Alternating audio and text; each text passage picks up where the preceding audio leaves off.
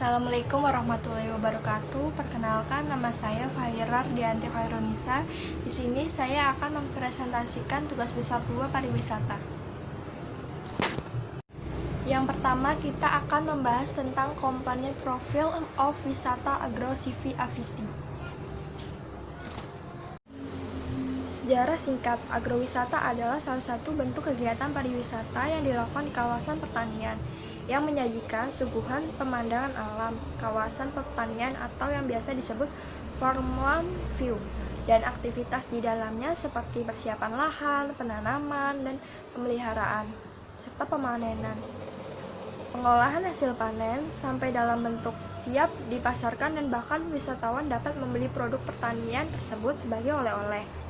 Agrowisata tersebut ikut melibatkan wisatawan dalam kegiatan-kegiatan pertanian. Kecenderungan pemenuhan kebutuhan dalam bentuk menikmati objek-objek spesifik seperti udara yang segar, pemandangan yang indah, pengolahan produk secara tradisional maupun produk-produk pertanian modern dan spesifik menunjukkan peningkatan yang pesat.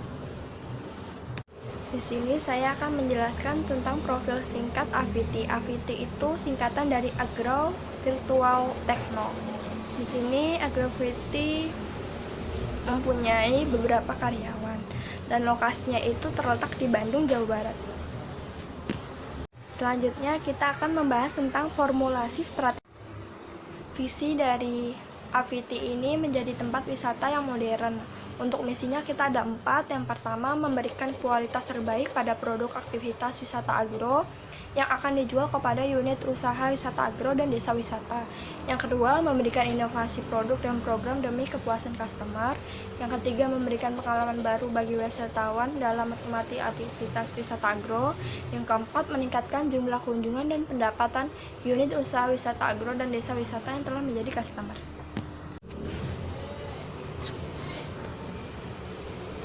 Selanjutnya kita akan menjelaskan tentang goals Aviti. Untuk sasaran jangka panjangnya, yang pertama adalah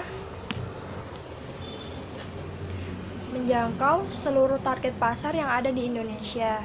Yang kedua, pengembangan produk VR yang dapat dikomunikasikan dengan program realitas bertambah AR atau augmented reality, sehingga dapat memberikan pengalaman yang lebih interaktif dengan cara mengembangkan program secara bekerjasama dengan vendor aplikasi.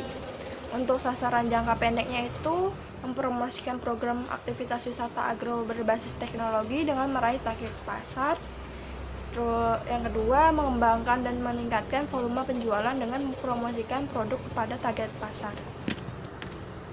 Selanjutnya kita akan membahas tentang SWOT analisis.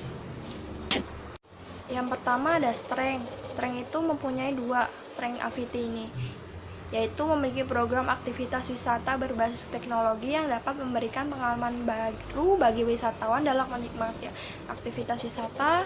Yang kedua, memiliki program marketing yang sudah disesuaikan dengan target pasar.